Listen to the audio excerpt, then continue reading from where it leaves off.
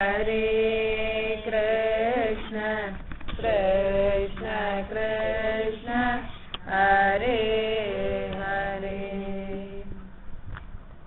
Ramanujadaya Patram Jnana Vairagya Bhushanam Srimad Venkatanathāryam Vande Lakshmīnāthasamaramбhaṃ Nāthayāmunamādhyamāṃ Asmadācāryaparyantāṃ Vande Guruparamparaṃ Yo nityamacchudabadāṃ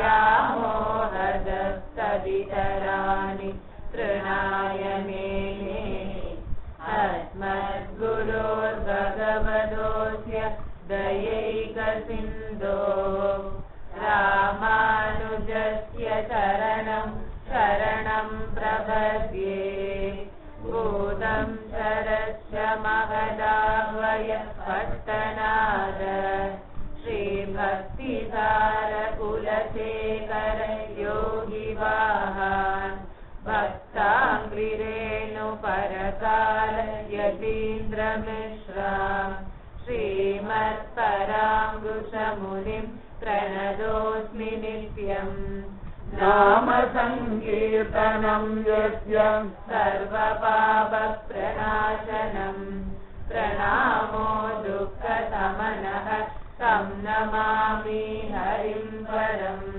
Vasudeva sudam devam kamsatanūramardhanam Devaki paramanandam Krishnam vande jagadgurum கெடும் இடராயவெல்லாம் கேசவா என்ன நாளும் கொடுவினை செய்யும் கூற்றின் தமர்களும் குறுகவில்லா விடமுடை அளவில் பள்ளி விரும்பினான் சுரும்பலற்றும் தடமுடை வயல் அனந்தபுரநகரம் புகுதுமின்றே மஜ்ஜன்மனः பலமிதம் மதுகைடபாரே மத் பிரார்த்தனீய மதனுகிரக ஏஷ ஏவ त्वद्भृत्य भृत्य परिचारक भृत्य भृत्य भृत्यस्य भृत्य इति मां स्मर लोकनाथ भगवान पद्मनाभन आश्चर्यमानवन கருணாசாகரன் வரப்பிரசாத் சகல கோடி ஜீவர்களுக்கும் எது ஹிதமோ அதை பார்த்து பார்த்து பண்ணிட்டு இருக்கார். ஆனா ஜீவர்கள் தங்களுடைய அகம்பாவத்தினாலையும் மமகாரத்தினாலும் தான் பத்மநாப அனுகிரகத்தை தானே தட்டி கழிக்கிறார்கள். பகவான் இவா எனக்கு வேண்டியவா, இவா எனக்கு வேண்டாதவா, இவா எனக்கு பிடிச்சவா, இவா எனக்கு பிடிக்காதவா, இவா எனக்கு தேவையானவா, இவா எனக்கு தேவையில்லாதவா அப்படி பாக்குறது. சாதாரணமா லோகத்துல கவனிச்சு பார்த்தோம்னா அப்படிதான் எல்லாரும் பாக்குறதுன்னு ஒரு வழக்கம் வச்சுருக்கோம். வேண்டியவா, வேண்டாதவா, பிடிச்சவா, பிடிக்காதவா, தேவைப்பட்டவா, தேவையில்லாதவா, அப்படிதான் லோகத்தை நம்ம பழகிற முறையே அப்படிதான். தேவை இருக்கிறவா அப்படின்னா அதுக்கு ஏற்ற மாதிரி நம்முடையதான கோபதாபங்களை குறைச்சிக்கணும். தேவையில்லாதவா அப்படின்னா கோபதாபங்களை அதிகப்படுத்திக்கணும். இப்படி எல்லாம் நிறைய உண்டு லோகத்தை. ஆனா பகவான் பத்மநாபர் அப்படின்னு காருண்யமயமான மூர்த்தி, ஜனங்களை நல்வழிப்படுத்துறார். அந்த பத்மநாபனுடைய பக்த கூட்டத்துல கடைசியா இருக்கிறவள் பக்தனா இருந்தா போதும். ஜன்மாவுடைய பிரயோஜனம் அதுதான். கூடுமான வரைக்கும் பக்த கோஷ்டியில இருக்கும்படியா பார்த்துக்கணும், பக்த சங்கத்துல இருக்கும்படியா பார்த்துக்கணும். பக்த கூட்டத்துல தான் கடைசி நில பக்தன் அப்படின்னு ஒரு அபிப்பிராயத்தோட இருக்கு. ஸ்ரீகிருஷ்ண சைதன்ய சொல்றா போல திருநாதபி சுனீச்சேனன் புள்ளை காட்டிலும் தாழ்ந்தவன் ஒரு அபிப்பிராயம். நான் பெரியவன், நான் பெரியவள், எந்த விதமான அகம்பாவமும் கூடவே கூடாது.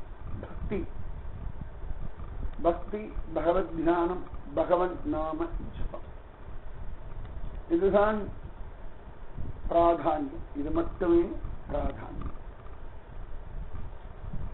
அந்த பக்தியில திளைக்கணும், பகவத் தியானத்துல திளைக்கணும். எப்பொழுதுமே பக்தாளுடைய சரணாரவிந்தங்கள்ல ஒரு மரியாதை இருக்கு. சைத்தன்ய மகாபிரபுடைய சிஷ்யர்கள் பரஸ்பரம் ஒருத்தருக்குள்ள ஒருத்தர் ரொம்ப அந்யோன்யமாக இருந்தார்கள். அங்க பக்தி பிராதான்யமா இருந்தது, பகவான் பிராதான்யமா இருந்தான், ஆச்சாரியன் பிராதான்யமா இருந்தான். அது இருந்தாதான் ஆனந்தம். எத்தனையோ பக்தாள்லாம் பரஸ்பரம் ஒருத்தர் ஒருத்தர் பார்த்துட்டாலே சேவிச்சிருவார்கள். பொய்கி ஆழ்வார், பூதத்தாழ்வார், பேய் ஆழ்வார், 3 பேரும் திருமழிசை ஆழ்வாரை பார்த்து சேவிக்கிறார்கள். திருமழிசை ஆழ்வார் திரும்பவும் பிரதி நமஸ்காரம் பண்றார். திரும்ப வாழ் அவதார புருஷா. அத்தனை தூரம் வினயத்தோட இருந்திருக்கா. நாமும் வினயத்தோட இருக்க பழகிக்கணும் வாழ்க்கையில். எல்லா காரியத்திலையும், எல்லா இடத்திலையும், எல்லா சமயங்களிலும் வினயம் அவசியம். வினயம் ஒரு நாளும் விட்டு போகப்படாது. நிதானம் அவசியம். அப்படி இருக்கிறவாளுக்கு பகவத் தியானம் சுலபமா லபிச்சிடும். அவ சிரமப்பட வேண்டிய அவசியம் இல்லை. பகவத் தியானம் பகவத் தியானம் பகவத் தியானம்னு சிரமப்பட வேண்டிய அவசியம் இல்லை. தானாவே அது வந்துடும். பகவத் தியானம் வந்துடுத்துனா போதுமே. மனசை போட்டு அலட்டிக்கப்படாது, மனசை போட்டு குழப்பிக்கப்படாது, மனசை தேவையில்லாத சிந்தனைகளில் ஈடுபடுத்தப்படாது. பார்த்துக்கணும். மனசு ஓடும்போதே டக்குன்னு பிடிச்சிடும். முடியுமானா முடியும். நாமஜபம் பண்ணா எல்லாராலையுமே முடியும். நிச்சயமா தெரியும். தன் மனசு ஓடுறதுன்றது அவளுக்கு தெரியும். பரவாயில்ல, இந்த விஷயத்துல ஓடு, நான் குத்தமில்லை அப்படின்னு நாம ஒரு அபிப்பிராயம் வச்சிருக்கோம். பகவானிடத்திலேயே மனசை கொண்டு பிடிச்சு பிடிச்சு பிடிச்சு பிடிச்சு பிடிச்சு வைக்கணும். அவாவா மனசு தானே, அடுத்தவா மனசு ஒண்ணும் இல்லையே. அடுத்தவாளுடைய மனசை கட்டுப்படுத்தணும்னா பெரிய பாடு. முதல்ல தன் மனசை கட்டுப்படுத்தணும். கட்டுப்படுத்தணும்ன்றதை விட அதை வழிபடுத்தணும். நீ இந்த விஷயங்கள்ல ஆசைப்படி, இந்த விஷயங்கள்ல ஆசைப்படப்படாது அப்படி தட்டி தட்டி தட்டி தட்டி பழகி கொண்டு வந்தா மனசு பழகி. ஒரு விஷயத்துல மனசு பழகி எடுத்து அப்படின்னா திரும்ப அதுல வெளில வராது. பக்தி, நாமஜபம், பகவத் விஷயம் இதெல்லாம் மனசு பழகி எடுத்து அப்படின்னா அப்படியே அதுலயே பண்ணிட்டு. ஏன்னா பிரகலாதன் துருவன்லாம் வரவே இல்லை. 5 வயசுல பழகின மனசு 36 வருஷம் அப்படியே துருவனுக்கு இருந்து மாறல. அப்படியே இருந்திருந்தது அப்படின்னா ஆச்சரியம். அதுதான் அற்புதம். அதுதான் பகவத் தியானத்துடைய பலம். காளிதாசர் அப்படின்னு ஒரு பக்தர் இருந்தார். பேர் தான் காளிதாசர், ஆனா கிருஷ்ணதாசர். சமயத்து அப்படிலாம் உண்டு. ராமதாசர்னு பேர்ல கிருஷ்ண பக்தி பண்ணு, காளிதாசன்ற பேர்ல கிருஷ்ண பக்தி பண்ணுவா, சமயத்துல கிருஷ்ணதாஸ்ன்ற பேர்ல ராம பக்தி பண்ணுவா. இது உண்டு. பேர்ன்றது சரீரத்துக்கு தான். ஆத்மாவுக்கு ஒன்றும் ஒரு பேரும் கிடையாது. ஆத்மாவுக்கு ஸ்திரீ பேரும் கிடையாது, புருஷ பேரும் கிடையாது, ஸ்டைலான பேரும் கிடையாது, ஃபேஷனான பேரும் கிடையாது, இல்லாட்டி அவ நியூமராலஜி படி பேரும் கிடையாது. ஆத்மாவுக்கு பிறந்த நாள் தேதி கிழமையை வச்சுட்டும் பேர் கிடையாது. எல்லாம் சரீரத்துக்குத்தான். அத்தனை பேருமே சரீரத்துக்கு தான் எல்லாருமே வைக்கிறோம். அந்த மாதிரி அவருக்கு காளிதாசர்னு பேர். ஆனா ஆச்சரியமான கிருஷ்ண பக்தர். சரியா சொல்லணும்னா கிருஷ்ண பக்தர் கூட இல்ல, பக்தாளுடைய பக்தர். அவருக்குதான் பக்தாளிடத்துல பக்தனா இருக்கணும். பகவான் எப்ப கிடைப்பா அப்படின்னா அவரை பொறுத்தவரை ஒரே அபிப்பிராயம் தான். பக்தாளுக்கு நம்ம பக்தனா இருந்துட்டோம்னா பகவான் கிடைச்சிடும். பகவானுக்கு நேரடியா பக்தனா இருந்தா கூட சமயத்துல அகம்பாவம் வந்துட்டாலும் வந்துடும். நான் கிருஷ்ண பக்தன் ஒரு அகம்பாவம் வந்துடும், நான் ராம பக்தன் ஒரு அகம்பாவம் வந்துடும். அதனால அவர் பார்த்தா பக்தாளுடைய பக்தன். அதாவது பிருத்திய பிருத்திய பரிசாரக பிருத்திய பிருத்திய பிருத்திய பிருத்திய இந்த சுவாவம் தான் பக்தாளுடைய பக்தன். எங்கேயாவது யாராவது பக்தர்கள் பக்தன் பக்தை அப்படின்னு கேள்விப்பட்டு உடனே போய் அவ சரணாரங்கத்தை வந்து நமஸ்காரம் பண்ணிடுவார். அவ பயந்து அழுதுவா. இத்தனைக்கு ஒரு பிராமண ஜாதி, ஆனாலும் உத்தமன், ஆச்சரியமா இருக்கார். ரொம்ப அற்புதமான வைராக்கியத்தோட இருக்கார். யாராவது பக்தன் பக்தன் அவ என்ன ஜாதின்னு கூட பார்க்க மாட்டார். அவ சூத்ர ஜாதியா, ஹரிஜன ஜாதியா, பிராமண ஜாதியா, சின்னவாளா வயசானவாளா படிச்சவளா படிக்காதவாளா ஸ்திரீயா புருஷா அதனாலே பக்தியில பேதம் பார்க்காம இருந்த இவா பக்தர்கள் அவ்வளவுதான். இந்த ஒரு அடையாளம் தான் அவருக்கு, வேற எதுவும் தெரியாது. போவார், அழகாவா சேவிப்பா, நமஸ்காரம் பண்ணுவார். அவ என்ன ஏதுன்னு பயந்து நடுங்கிட்டு கேட்டா எனக்கு பக்தி வேணும் ஆசீர்வாதம் பண்ணுங்க, இவ்வளவுதான் கேட்பார். பக்தி வேணும் ஆசீர்வாதம் பண்ணுங்க. எப்படி ஆசீர்வாதம் பண்ணணும்னா அவ அந்த பக்தர்கள் யார் இருக்காளோ அந்த பக்தர்கள் தன் திருவடியை கொண்டு இவர் தலைமையில வைக்கணும், அப்பதான் அவருக்கு ஆசீர்வாதம். அவர் சும்மா அப்படி கையை காட்டினாலும் தலையில கை வச்சாலும் ஒத்துக்கொள்ள மாட்டார். பக்தாளுடைய சரணாரவிந்தம் தன் தலையில படணும், இவ்வளவுதான். இதுதான் அவருக்கு வாழ்க்கையில. ஒவ்வொரு நாளும் யார் பக்தான்னு கேட்டுப்பா, அங்க போவார். எங்கேயாவது எப்படியோ தெரியுமே பக்தர்கள் யாரும் தானா லோகத்தில் இருக்கு. அதனால அவர் வாட்டுக்கு போவார், சேவிப்பார், ஆசீர்வாதம் கேட்பார். இதேதான் வாழ்க்கையில் ருட்டீன். என்னைக்காக யாராவது பக்தாவை பார்க்கல சரணாரந்தத்தை வாங்கிக்கலாம் பண்ணி கிடந்துருவார். இன்னைக்கு ஏதோ பாவம் பண்ணிட்டேன் அப்படி. பக்தாவை பார்க்கணும்னா அன்றைய தினம் பாவம், பக்தாவை பார்த்தாச்சுன்னா அன்னைக்கு புண்ணிய தினம் பகவத் அனுகிரகம். பக்தாவை பார்க்கலன்னா இன்னைக்கு பகவானுக்கு நம்ம மேல துவேஷம், பகவானுக்கு துவேஷம் முடிவு பண்ணிடுவோம். ஆச்சரியமான ஒரு மனோபாவம். அதாவது இப்படியெல்லாம் ஒரு கற்பனை பண்ண முடியாதான ஒரு விஷயம். நமக்கு கற்பனை பண்ண கூட வந்தது இல்லைங்க. கற்பனையில எத்தனையோ விஷயங்களை ஸ்மரிக்கிறோம், ஆனா இந்த மாதிரி ஒரு விஷயங்கள்லாம் கல்பிதம் பண்ண முடியாத ஒரு புத்தி கூட. ஒரு சந்தர்ப்பத்துல அவர் ஊருக்கு பக்கத்திலேயே அந்த ஹரிஜன ஜனங்கள்லாம் இருக்கக்கூடிய ஒரு சேரி, அதுல கணவன் மனைவியுமா பக்தர்கள், ரெண்டு பேருமே பக்தர்கள், ஆச்சரியமான தம்பதிகள். கிருஷ்ணா கிருஷ்ணா கிருஷ்ணா கிருஷ்ணான்னு சொல்லிட்டே இருப்பார், விடாம சொல்லிட்டு இருப்பார். அவளுடைய ஜாதிக்குரிய கர்மாக்களை பண்றா, அதை கொண்டு ஒரு உதர போஷணம். ஆனா கிருஷ்ணனுக்காக வாழலாம், ரொம்ப மரியாதை ஜாஸ்தி எல்லா இடத்துலயும் அவள். ஆச்சரியமா பகவன் நாமம் பக்தி விஷயங்களை எவ்வளவுதான் வாழ்க்கையை ரொம்ப தெளிவா வச்சிருந்தான். நம்ம தான் ரொம்ப போட்டு குழப்பிக்கணும், வாழ்க்கையை ரொம்ப குழப்பிக்கணும். அது வேணும் இது வேணும், இதுதான் வாழ்க்கை, இப்படி இருந்தா தான் வாழ்க்கை, என்னென்னமோ யோசனை பண்றோம். பக்தின்ற ஒரு விஷயம் அதுல வரவே மாட்டேங்குது, அதான் கஷ்டம்.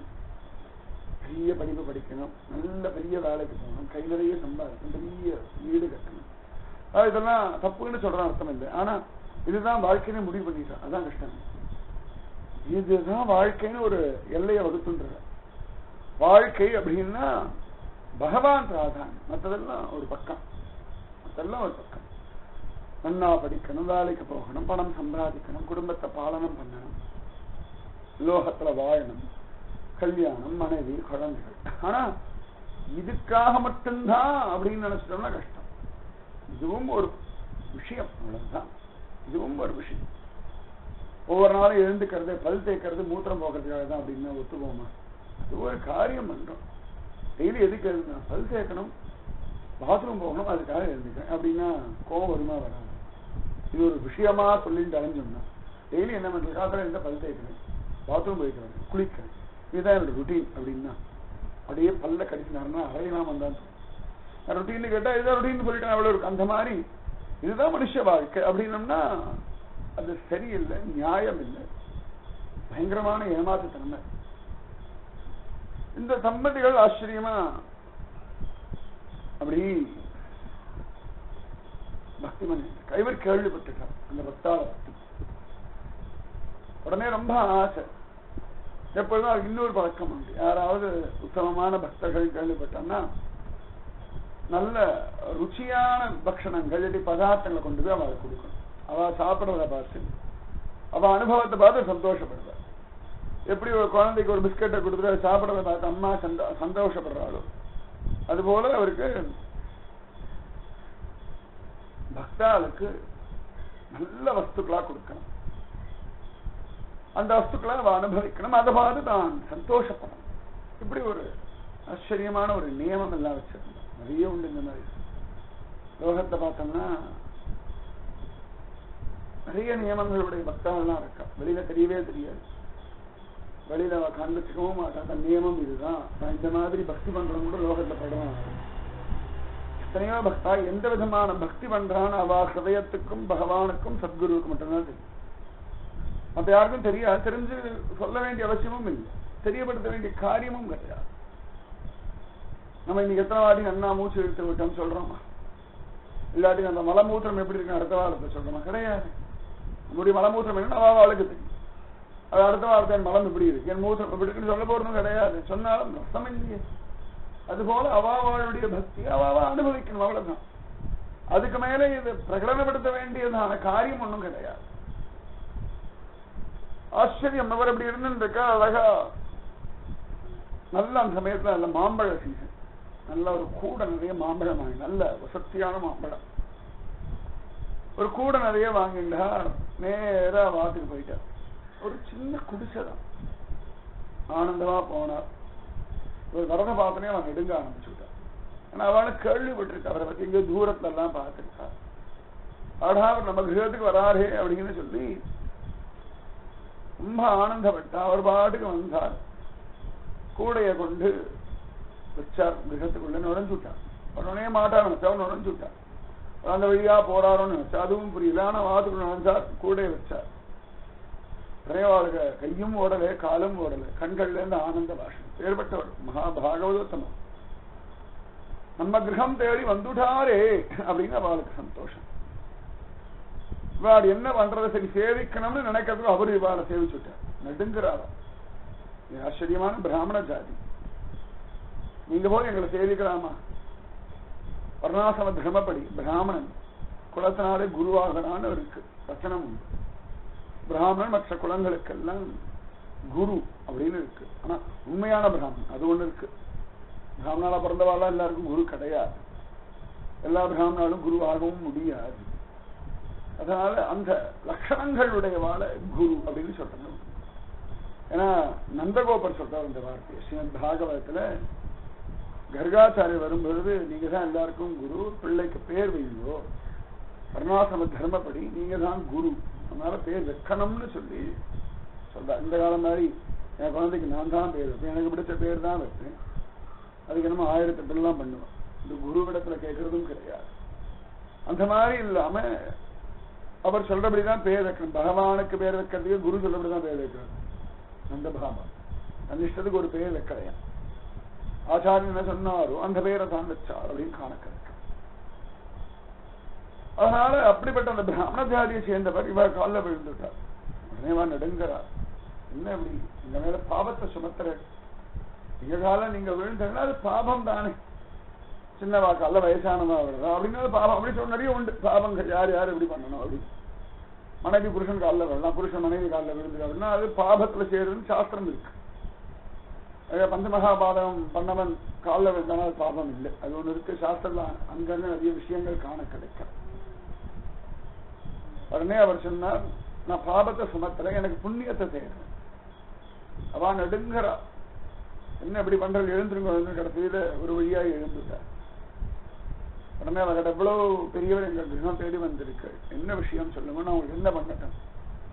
உங்களுக்கு ஏதானம் கொடுக்கணும்னு ஆசை இருக்கு, ஏதாவது பிராமணாலத்துல போய் ஏதான பதார்த்தம் வாங்கிட்டு கொடுக்கட்டுமா? இல்லைன்னு சொன்னா யாராவது பிராமணாலேயே அழிச்சுட்டு வந்து கொடுக்க சொல்லட்டுமா? சொல்லுங்க அப்படின்னு நடுங்கிறார். உடனே அவர் சொன்னார், அதெல்லாம் வேண்டாம், அது எங்க போனாலும் கிடைக்கும். எனக்கு ஏதான வேணா பிராமணாலத்துல வந்து தானா கிடைச்சிடும், எனக்கு அது வேண்டாம். ஆச்சரியமா உங்க 2 பேருடைய சரண தூளி என் தலையில படணும், இவ்வளவுதான் எனக்கு வேணும். அவன் நடுங்கிறா. காலில் சேமிச்சதுக்கே இந்த பாடுபடுத்துறான். பயந்து போயிட்டான். அவர்களிடத்துல போய் உங்க சரண தூளி என் தலைமையில படணும், அந்த ஒரு வரம் எனக்கு வேணும். சொன்ன அது பண்ண மாட்டோம். நாங்க ஒண்ணும் நீங்க நினைக்கிறா போல பக்தா இல்லை. நாங்க கொடுமையான சம்சாரிகள். சாப்பிட்டு தூங்கிட்டு காலத்தை வீணடிச்சு இருக்கோம். காலம் நல்லபடியா போகணுன்றதுக்காக நாம ஜெபிச்சு இருக்கோம், அவ்வளவுதான்.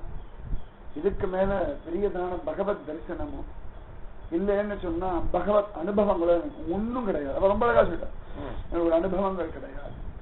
பெரிய பகவான் கிருஷ்ணனை பிரத்யட்சமா பார்த்தவாலும் இல்லை, ஏதோ நாமம் ஜபிச்சுன்னு இருக்கோம். இதுதான் நாங்க பண்ற தர்மம். அதுவும் காதுல விழுந்தது பெரியவா சொல்லி கொடுத்தான், ஒருத்தர் சொல்லி கொடுத்தாரு, சொல்லிட்டு இருக்கோம். அதனால நாங்க கொடுமையான சம்சாரிகள், விஷயிகள், விஷயத்துல ரொம்ப ஈடுபட்டு கிடக்கிறோம். அதனால நீங்க தான் எங்களுக்கு ஆசீர்வாதம் பண்ணுங்க. பேர்விட்ட உத்தமமான பக்தர் பாகவத உத்தமன், நீங்க தான் எங்களுக்கு ஆசீர்வாதம். நல்ல பக்தி வரணும், தரிசனம், பகவத் தரிசனம் கிடைக்கணும், பகவத் அனுபவம் கிடைக்கணும். நீங்க தான் எங்களுக்கு ஆசீர்வாதம் பண்ணணும். உங்களுக்கு ஆசீர்வாதம் பண்ற ஒரு தகுதி எங்களுக்கு இல்லை அப்படின்னா இவர் கையை கூப்பிட்டு சொன்னார், இதுதான் தகுதி அப்படின்ட்டார். ஏன்னா தான் பக்தன்னு லோகத்துல தற்பெருமை பேசினாலும் அவன் பக்தன் இல்லை. தான் இன்னும் பக்தி பண்ணலேன்னு சதா சர்வதா அந்த வினயபாவத்தோட இருந்து பகவன் நாமத்தை எவன் ஜபிக்கிறானோ அவன் பக்தன். பகவான் தரிசனம் கொடுத்தான், தான் பகவான் அனுபவம் கொடுத்தான், தான் நான் பக்தி பண்ணுவேன், நாம ஜபம் பண்ணுவேன்னா அப்ப அது சரியில்லையே. அது பகவான் தரிசனம் கொடுக்கிறானோ அனுபவம் கொடுக்கிறானோ இல்லையா, என் தர்மம் நாமத்தை ஜபிக்கிறதோ ஒரு பாவம் வரணும் இல்லையா, அதுதான் ரொம்ப முக்கியம். நமக்கு அனுபவங்கள் கிடைக்கிறதோ இல்லையோ, ஆனா பகு ஸ்ரத்தையோட ஒரு நாம ஜபம் பண்ணிட்டே இருக்கணும். குழந்தைகள் எல்லாம் வளர்க்கிறோம், அது பின்னாடி காப்பாற்றும். ஒருவேளை காப்பாற்றவே இல்லைன்றதுக்காக இந்த குழந்தைய பின்னாடி காப்பாதும் தெரிஞ்சு ஜோசிகாரனை பார்த்துட்டு பின்னாடி காப்பான்னு தெரிஞ்சு அதான் அம்மா அப்பா வளர்ப்பேன்னா போச்சு. அப்படி கிடையாது, தன் தர்மம் வழக்கம். அதனால பகவான் என்ன பண்றானோ ஒரு அனுகிரகமே பண்ணலேன்னா கூட பிரியம் பிரியேவ விஷிதம் விஷன்னா மனோரவிந்தாச திருஷதேத்வம் அஜாதபக்ஷம் இவமாதரம் ககாஹ சன்யம் யதாவஸ்தரா சுதார்த்தாக பிரியம் பிரியேவ விஷிதம் விஷன்னா மனோரவிந்தாட்ச திருஷதேத்வம். ஒரு குஞ்சு பறவை அம்மா பறவைக்கு எங்கிறா போல, ஒரு கண்ணுக்குட்டி தாய் பசுவுக்கு எங்கிறா போல, ஒரு பிரிய நாயகி நாயகனுக்காக எங்கிறா போல, ஏ அரவிந்தாட்சா புண்டரீகாட்சா, ஹே பிரபு என் மனசு உன்னிடத்துல லயப்படணும் அப்படின்னு கேட்கிறான். ருத்ர பாகவதர் கேட்கிறார், ரொம்ப அழகா கேட்கிறார். அதனால இதுதான் லட்சணம். தயவு செய்து அனுகிரகம் பண்ணுங்க. அதான் சொன்னா அந்த பாவத்தை ஒரு நாள் நாங்க பண்ண மாட்டோம். உங்க தலையில கொண்டு போய் காதக்கிறதுன்ற ஒரு பாவத்தை நான் பண்ண மாட்டோம் நாங்க அப்படின்னு கதறினான். கடைசியில் அவர் என்னமோ சொல்லி பார்த்தா நடக்கிற சாதாரணம் எப்படி எதான்னு சொல்லி அவர்கள் திருவடியை தன் தலையில போடுற மாதிரி வச்சுதான் போவார். இன்னைக்கு அது நடக்கல. சரி பரவாயில்ல, நான் கொண்டு வந்த மாம்பழங்களையாவது சாப்பிடுவேலாம் எடுத்து போயலாம் அப்படின்னு கேட்டார்.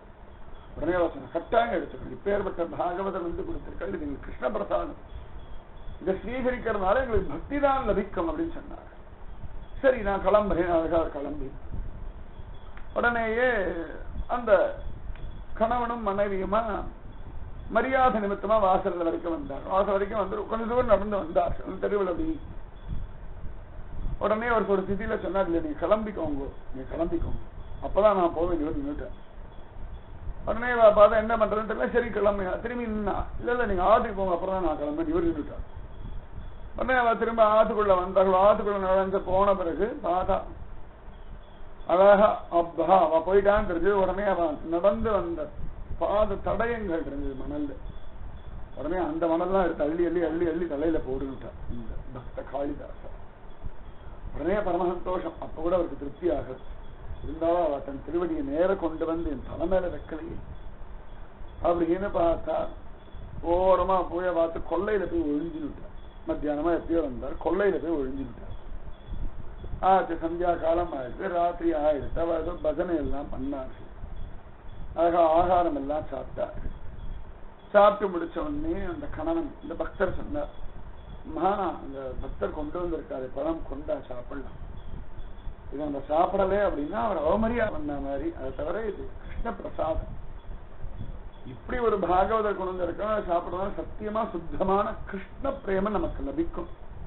சுலபமா கிடைக்கிறது கிருஷ்ண பிரேமம். நம்ம பக்தி ஞான வைராக்கியம் பண்ணி கிடைக்க வேண்டியதான கிருஷ்ண பிரேமம் ஒரு பழம் ஸ்வீகரிக்கிறதுனால கிடைக்க போறது பெரிய வரப்பிரசாதம்.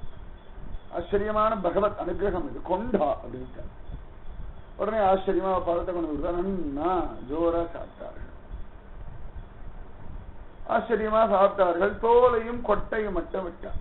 இவர் கொஞ்சம் சாப்பிட்டு மனைவியில கொடுத்தாரு. மனைவியும் அது மீதி முழுக்க சாப்பிட்டுட்டு தோல் அப்படின்னு சில பிரசம் பழம் எல்லாம் பார்க்கலாம். அப்படி தோல் அப்படி கசக்கி கசக்கி கசக்கி சார் அப்படியே குடிச்சுடலாம். சில பழத்துக்குலாம் தோலை திருத்தலாம் வேண்டிய அவசியம் இருக்கு. சில பழத்துக்குடைய வெரைட்டி அப்படி அப்படி நல்லா அப்படி கசை கசை கசை பண்ணா உள்ளுக்குள்ள அப்படியே பாட்டில் மாதிரி ஜலம் நின்றுடுவாங்க, ரசம் நின்றுடும், அப்படியே குடிச்சிடுவான். நம்ம ஆச்சரியமா இருக்கும். ஒரு ஓரத்தை ஒரு ஓட்டை போட்டு அப்படியே நம்ம பாட்டி பாக்கெட்ல தண்ணி எல்லாம் குடிக்கிறாரு. அந்த காலத்து தான் அந்த மாதிரி அழகா அந்த சாறு குடிச்சுட்டா. குடிச்சுட்டு அதுக்கப்புறம் உள்ள இருக்க கொட்டையும் எடுத்து நன்னா, இதுக்கு மேல அதை ஒன்றும் எடுக்க முடியாது, நல்லா எடுத்தாச்சு. அந்த சாறு துள்ளி கூட மிச்சம் வைக்காம துள்ளி கூட கீழே விடாம ஒரு 4-5 பழங்கள் கூடையில கொண்டு வந்திருக்கா. நிறைய பழங்கள் சாப்பிட்டா. அதுக்கப்புறம் அவரு சாப்பிட்டதுக்கு அப்புறம் ஒரு மனைவியும் அதே பழங்கள்லயே நன்னா கொட்டையும் தொல்லையும் இருக்கிற சாரல் எல்லாம் உறிஞ்சா. அழகா கொண்டு வந்து கொள்ளையில அப்படி வீசி எரிஞ்சா. கொள்ளையில வீசி எரிஞ்சு அவ உள்ள வந்துட்டா. இவர் இதுக்காகத்தான் கொள்ளையில போய் ஒழிஞ்சிட்டு இருந்தா. எப்படியும் மாம்பழம் சாப்பிட்டான்னா சாப்பிட்டு முடிச்சுட்டு கொட்டையை தூக்கி போடுவாங்க. உச்சிஷ்ட பிரசாதம் நாங்க உட்கார்ந்து இருந்தா. உடனே பார்த்தா அழகா வாரி சுருட்டி எடுத்த அங்கவசத்தை சுருட்டிட்டார். ஒரு மூலையில போய் உட்காந்துட்டார்.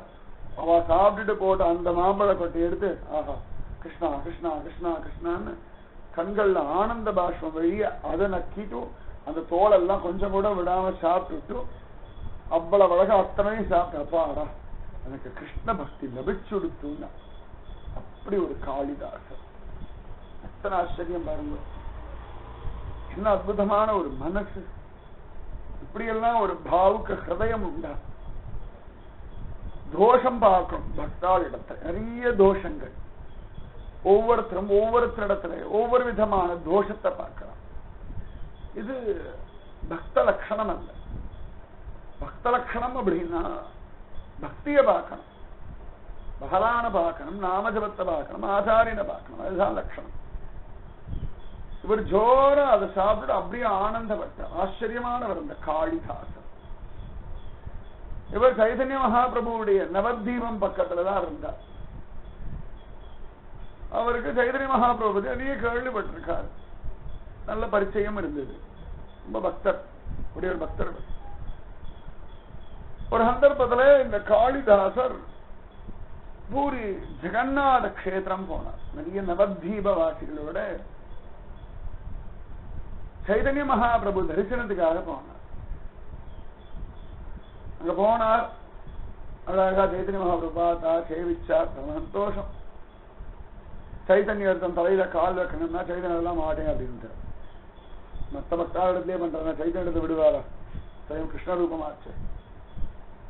அப்படியே பார்த்து அவருக்கு மனசு ஆறலை. எப்படியாவது சைதன்ய சரணாரவிந்தம் தலையில சுமந்தே ஆகணும். எப்படியும் அவருடைய சரணதூளி தலையில பட்டே ஆகணும். ஒரு திடமான ஒரு முடிவு பண்ணிட்டார்.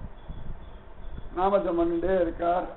பக்தாரோட பஜனை பாடுறது, கோவிலுக்கு போகிறது எல்லாம் பண்றார். அப்ப ஒரு நாள் எப்பொழுதுமே என்ன பண்ணுவார் சைதன்யர், பூரி ஜெகநாதன் கோவிலுக்கு போகிறதுக்கு முன்னாடி சிம்மத்வாரம், வாசலுக்கு சிம்மத்வாரம் பேர். சிம்மத்வாரத்துல ஒரு பள்ளம் மாதிரி வெட்டி வச்சுட்டு அதுல கால் அலம்பிட்டு தான் போவார் சைதன்யருக்கு. இது ஒரு வழக்கம். இன்னைக்கு பார்க்கலாம். உள்ள நுழையும் போது பார்த்தா எப்படி ஜலம் இருக்கும், அப்படி ஜலத்துல கிளம்பிட்டு போகிறதுன்னு ஒரு வழக்கம் உண்டு. திருப்பதிலையும் உண்டு. உள்ள சன்னிதி ஏறது முன்னாடி பார்த்தோன்னா அது பாட்டுக்கு ஜலம் வந்துட்டே இருக்கும். அதை காலை நினைச்சுட்டு போவார். ஆனா சுத்தமா எதுவும் எடுத்துன்னு விடப்படாது பெருமாள் சன்னதிக்கு அப்படின்னு சொல்லி சைதன்யர் அந்த பள்ளத்துல இருந்து தன் காலை அலம்பிட்டு 2-3 தான் அலம்பிட்டு அப்புறமா ஜெகநாதன் தரிசனம் பண்ண போவார். ஏன்னா சைதன்ய பாதுகள் எல்லாம் அப்புறம் சந்தர்ப்பங்களை போட்டுக்கவே இல்லை. எப்பொழுதுமே அப்படியே வெறும் காலோடையே போயிட்டு இருந்தார். அப்ப ஒரு நாள் அவர் பார்த்துட்டு ஆஹா இப்படிப்பட்ட ஒரு பாக்கியம் இருக்கும் பொழுது விடலாமோ அப்படின்னு முடிவு பண்ணிட்டார். அடுத்த நாள் காலத்தால எப்பொழுதும் போல ஜெகநாதனை தரிசனம் பண்ண சைதன்ய மகாபிரபு அழகா கிளம்பியா பின்னாடியே போற. முன்னாடியே அந்த இடத்துல பள்ளத்து பக்கத்துல உட்காந்துட்டார். ஆனா யாரும் பக்தா போய் இந்த ஸ்ரீபாத தீர்த்தம் அங்க ஸ்வீகரிக்கல. ஏன்னா முன்னாடி எல்லாம் பக்தா ஸ்வீகரிச்சுட்டு இருந்தார். சைதன்ய சத்தம் போட்டாங்க. யாரும் ஒண்ணும் பண்ண முடியாது. பிச்சு விட வந்துச்சு. என்ன நினைச்சிட்டு எல்லாரும், நான் ஜெகநாதனை பாக்குறதுக்காக பயின்றிருக்கேன். ஜெகநாதன் சாதாரணம் எல்லாரும் வேண்டாம். ஜெகநாதன் காலில் போய் விழுந்தோம். கோவில் வாசல் காலில் தான் விழப்படாது. இந்த மாதிரி சரண தீர்த்தம்லாம் சாப்பிடப்படாது. என்ன அப்படி பாபத்தை சுமத்துறது அப்படின்னு பகவான் பிராதானியம் லோக நிரூபணம் பண்றதுக்காக சைதன்யம் எல்லாரும் மிரட்டி வச்சிருக்கா. எல்லாரும் பயந்து நடுங்கின்னு இருக்கா. அழகா சைதன்யர் போனா எப்பொழுதும் போனா கோவிந்தர் பாதம் அளந்த ஜலம் எடுத்து கொடுப்பார். சைதன்ய ஜோரா நடந்த ஒரு பள்ளம். அந்த பள்ளத்துல அழகா இருந்து அப்படி கால் அப்படி அலம்புறார். அழகா அலம்புறார். அங்க நின்றுட்டே இருந்தார். ஒரு கால் அப்படி ஆட்டுறார். கோவிந்தர் அந்த ஜலத்தை விட்டார். அவர் பாதத்தை விட்டு அப்படி கீழே. உடனே அவர் அப்படியே அந்த பாதத்துக்கு கீழே கையை நீட்டினார் காளிதாசர். கால் நீட்டி கையை நீட்டினா அப்படியே ரொம்பிட்டு அப்படி மறக்க குடிச்சுவார். எல்லா பக்தாலும் நடுங்கினான். என்னமோ ஆ போறது சைதன்யர் கிட்ட போறா. இவர் பயப்படவே இல்லை, இவர் அசரவே இல்லை காளிதாசன். உடனே இன்னொரு பாதத்தை அலம்பினார்கள், அந்தையும் வாங்கி குடிச்சுட்டார். சைதன்யர் பார்த்தார், ஒன்னும் சொல்லல. திரும்பி 2வது தடவை காலை அப்படி சுத்தம் பண்ணார். 2-3 தடவை சுத்தம் பண்ணிட்டு போவார் சைதன்யர். 2வது தடவை சுத்தம் பண்ணார். அப்பொழுதும் அந்த ஜலத்தை ஸ்வீகரிச்சுட்டார். இப்படி ஒரு 2-3 தடவை ஒரு ஜலத்தை நின்னா ஸ்ரீபாத தீர்த்தம், குரு சரணாரந்த தீர்த்தத்தை ஸ்வீகரிச்சுட்டார். அழகா ஸ்வீகரிச்சுட்டார். உடனே சைத்தன்யர் கடகடகடன் சிரிச்சுட்டார். எல்லாரும் அவர் கத்த போறா, கோச்சிக்க போறா அப்படின்னு பார்த்தா நன்னா சிரிச்சு. அதான் சத்குருன்னு புரிஞ்சுக்க முடியாது. கோச்சிக்கதான் போறா அப்படின்னா சிரிப்பா, சிரிக்கதான் போறா அப்படின்னா கோச்சிப்பார். இன்னைக்கு பேச மாட்டார் அப்படின்னா பேசுவார், பேசுவார் அப்படின்னா அன்னைக்கு பேசவே மாட்டார். அதான் நம்ம இதெல்லாம் நினைக்கிறோம், அதுக்கு விரோதமா இருக்கும். நம்ம சொல்லுவோம் நம்ம என்னதானா குரு என்னமோ அவர் தோன்றதுதான் பண்றாங்க. குரு தோன்ற நமக்கு ஒழுங்கா புரிய மாட்டேங்கன்னு சொல்ல மாட்டான். குரு என்ன பண்ண போறா நமக்கு இன்னும் புத்தியில உரைக்கலையேன்னு சொல்ல மாட்டான். நான் எதை நினைச்சாலும் அது விரோதமா தான் குரு பண்ணுவார். இது லோகத்துல ஸ்வபாவம். பல இடங்கள் அடியன் பார்த்துதான் இருக்கு. ஆனா இன்னைக்கு சைத்தன்யம் அவ்வளவு சைத்தன்யம் சிரிச்சாருன்னா கேட்கவே வேண்டாம். பார்க்கறதுக்கு அவ்வளவு அசமயமா இருக்கும், ஆனந்தமயமா இருக்கும். சிரிப்பை பார்த்தா அடுத்த நாளைக்கு அந்த சிரிப்பு தொத்தி நச்சோ இன்னொரு தடவை பார்க்க மாட்டோமா. இந்த கடற்கடை அது சிரிக்கிறது காம்பீரியம். பஞ்சமா சிரிக்க மாட்டேன். நிறைய பேர் சிரிக்கும் போது பஞ்சமா சிரிப்பா. சிரிக்கிறதுல கூட பல பேருக்கு பஞ்சம் உண்டு. நன்னா அப்போ ஆனந்தமா சிரிக்க மாட்டேன். சமயத்தை ராத்திரிலாம் சரி ரொம்ப சிரிக்காது, அப்புறம் அழுவாய் அப்படி என்னமோலாம் சொல்லுவேன். நாட்டுல சிரிக்கிறதுக்கு கூட அவ்வளவு பஞ்சம். ரொம்ப சிரிக்காது, அப்புறம் அழுவாய்.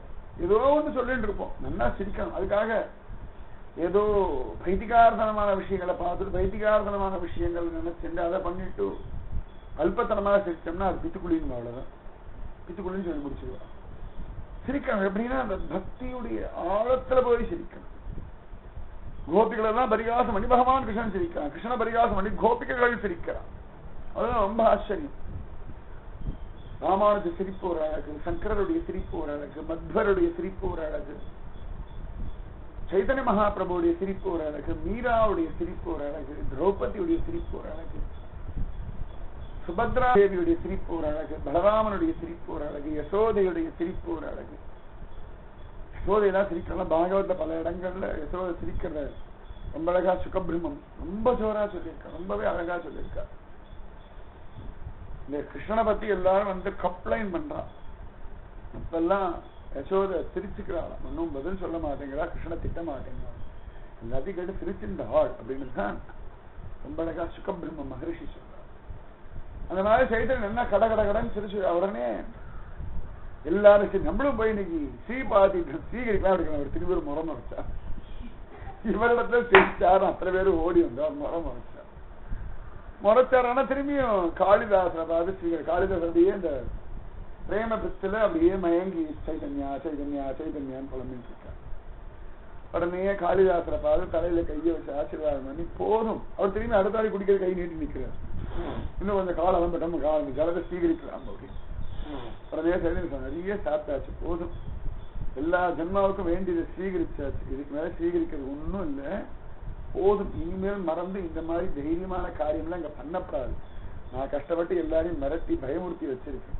இந்த மாதிரி நீங்க பண்ணியாச்சுன்னா நாலுல அவாவா இந்த காரியத்தை பண்ண ஆரம்பிப்பா, இனிமேல் பண்ணப்படாது அப்படின்னா. காளிதாசர் சைதன்ய சரணாரவிந்தங்கள்ல விழுந்தார். பிரபு இதுவரைக்கும் கிருப பண்ணாரு, இதுவே பரமானுகிரகம். சைதன்ய சொன்னார், கோச்சின்னு இருப்பேன், என்னமோ கோச்சிக்க வரல, கோச்சிக்க முடியல என்னால. சாதாரணமா கோச்சுன்னு, ஆனா உங்களுடைய பக்திக்கு வசப்பட்டு என்னால கோச்சிக்க முடியல அப்படின்னு. பக்திக்கு வசப்பட்டு கோச்சிக்கவும் கோச்சிப்பா, அப்படி ஒண்ணு உண்டு. அதனால கோச்சு குரு கோச்சுட்டாருன்னா ஒண்ணு நம்ம பக்திக்கு வசப்படலன்னு அர்த்தம் உண்டு. வசப்பட்டாலும் கோச்சிப்பா, வசப்பட்டா கோச்சிக்காமலும் இருப்பா. இது புரிஞ்சுக்கிறது கஷ்டம். அது அந்த ஸ்திதியை பொறுத்து இருக்கு, அவளுடைய பக்தியை பொறுத்து இருக்கு, நாமஜபத்தை பொறுத்து இருக்கு, காரியத்தை பொறுத்து இருக்கு. எந்தெந்த காரியத்தை கோச்சிக்கணும் அப்ப கோச்சிட்டு தான் இருக்கும். பாஹா பக்திக்கு வசப்பட்டுட்டேன், ஒன்னும் சொல்ல மாட்டேன் அப்படின்னா போச்சு, பக்தியை விட்டு வெகு தூரம் போயிடுவேன். பகவான் கூட தான் கோபிகளுடைய பக்திக்கு வசப்பட்டான். ஆனா அவளுக்கு சௌந்தரிய மதம் வந்த உடனே கோச்சு அந்தர்தானம் ஆயிட்டான். திரும்பி அவளுக்கு பக்தி வந்தது, பகவான் தானாவே ஆவிர்பவிச்சான். அந்த மாதிரி